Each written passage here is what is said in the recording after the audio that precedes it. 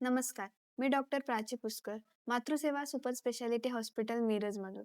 आज मी आपणास सांगणार आहे की गर्भधारणेच्या पहिल्या 1 ते 3 महिन्यात काय काळजी घ्यायला पाहिजे. गर्भधारणेचा पहिला 1 ते 3 महिना हा खूप संवेदनशील असतो. या काळामध्ये उलट्या, चक्कर, मळमळ होणे या समस्या नॉर्मल आहेत. त्यामुळे आपण आहार हा साधा असला पाहिजे, परंतु तो आहार पोषक असला पाहिजे. जसं की फळे, भाज्या, प्रोटीन यांचा समावेश आहारामध्ये जास्ती असला पाहिजे. पुरेशी झोप, मानसिक शांतता तसेच आहारामध्ये भरपूर फॉलिक ॲसिडचा समावेश करणे आवश्यक आहे. लक्षात ठेवा, सुरुवातीची काळजी हा पुढचा प्रवास सुखकर करते. गर्भधारणेच्या 3 ते 6 महिन्यात काय काळजी घ्यायची आहे, हे जाणून घ्यायचे असेल तर पुढील व्हिडिओ नक्की पहा.